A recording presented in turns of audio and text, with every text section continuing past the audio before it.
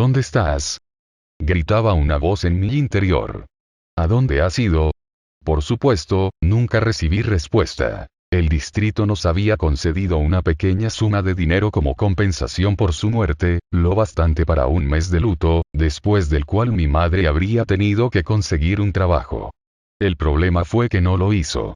Se limitaba a quedarse sentada en una silla o, lo más habitual, acurrucada debajo de las mantas de la cama, con la mirada perdida.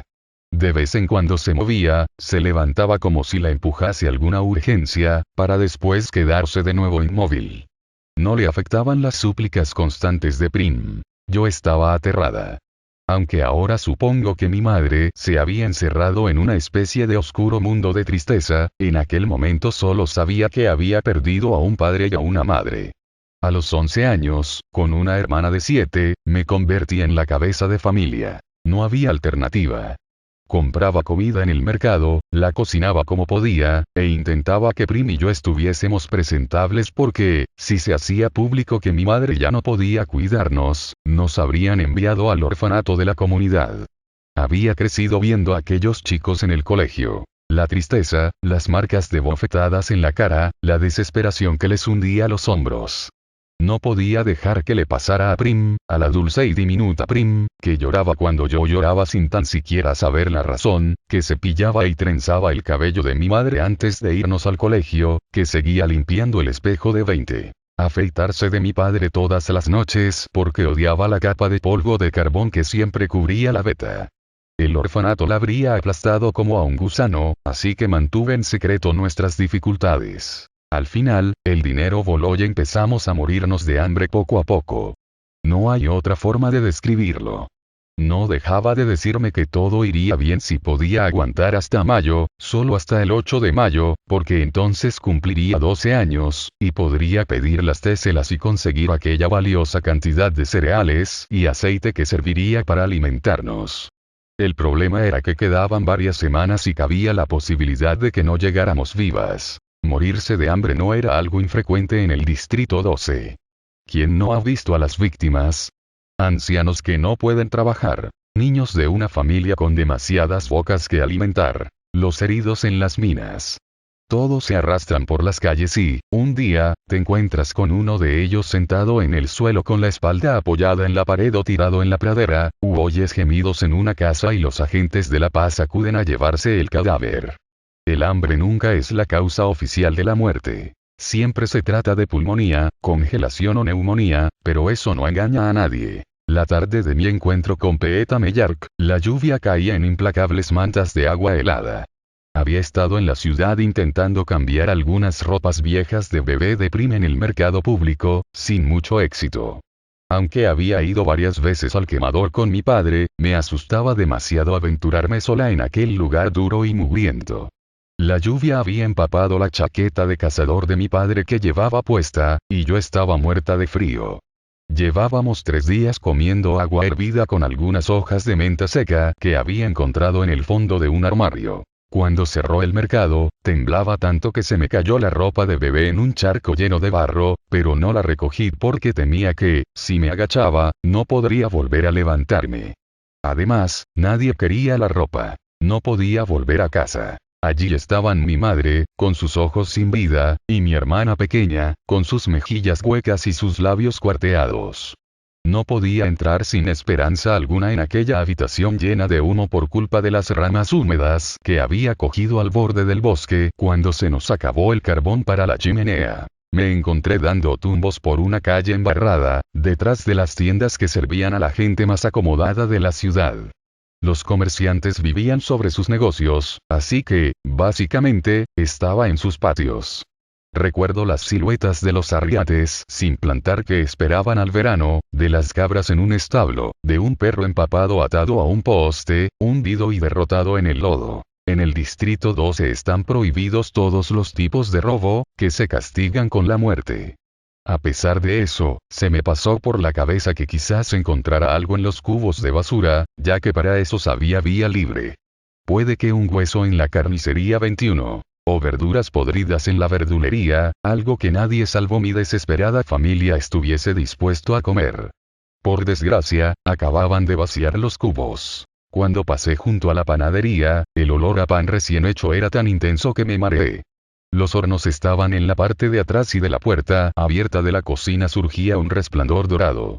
Me quedé allí, hipnotizada por el calor y el exquisito olor, hasta que la lluvia interfirió y me metió sus dedos helados por la espalda, obligándome a volver a la realidad.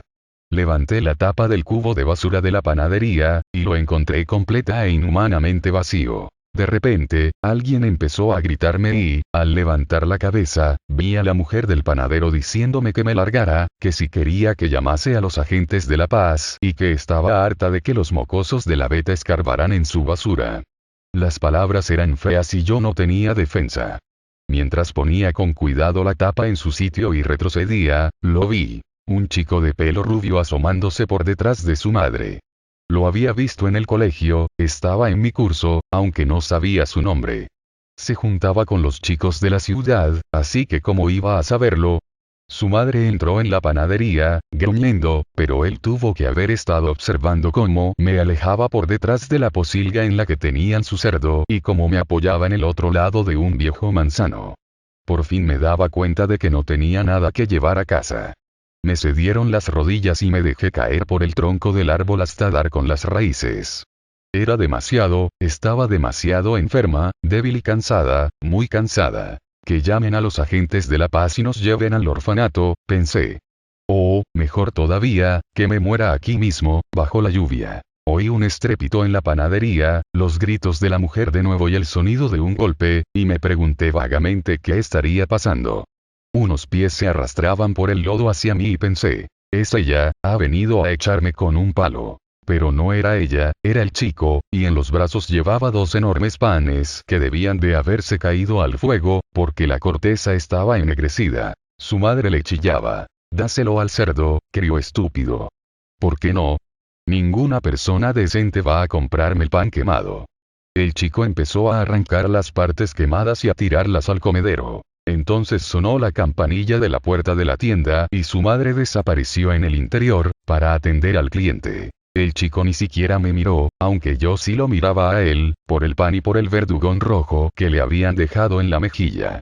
¿Con qué lo habría golpeado su madre? Mis padres nunca nos pegaban, ni siquiera podía imaginármelo. El chico le echó un vistazo a la panadería, como para comprobar si había moros en la costa, y después, de nuevo atento al cerdo, tiró uno de los panes en mi dirección.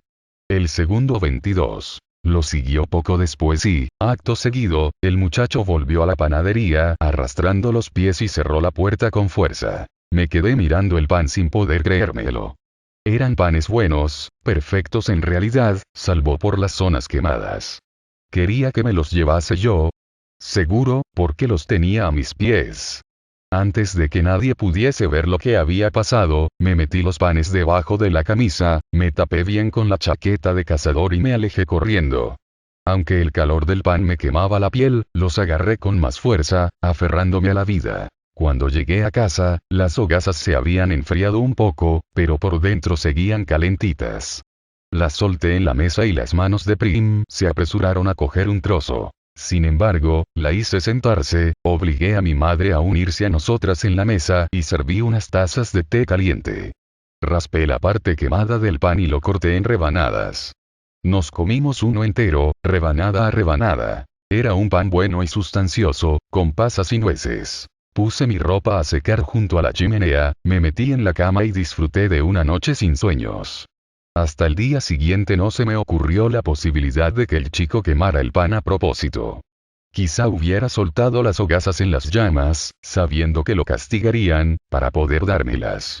Sin embargo, lo descarté, seguro que se trataba de un accidente. ¿Por qué iba a hacerlo? Ni siquiera me conocía. En cualquier caso, el simple gesto de tirarme el pan fue un acto de enorme amabilidad con el que se habría ganado una paliza de haber sido descubierto.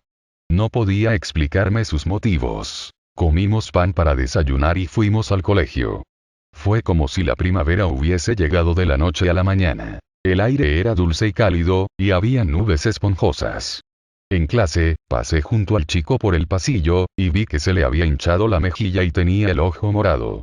Estaba con sus amigos y no me hizo caso, pero cuando recogí a Prim para volver a casa por la tarde, lo descubrí mirándome desde el otro lado del patio. Nuestras miradas se cruzaron durante un segundo. Después, él volvió la cabeza.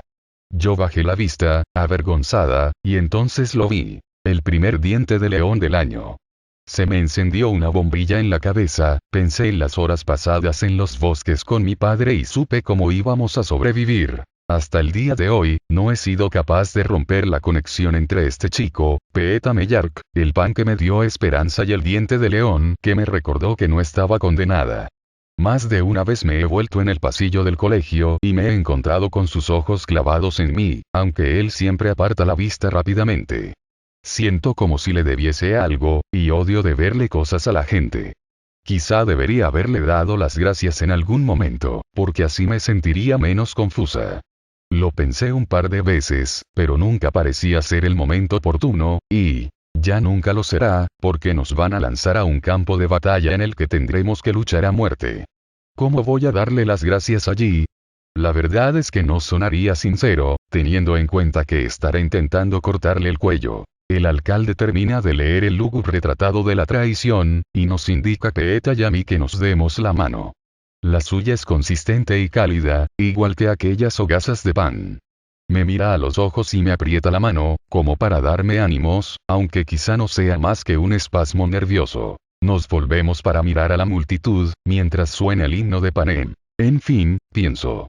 Hay 24 chicos, sería mala suerte que tuviese que matarlo yo. Aunque, últimamente, no hay quien se fíe de la suerte.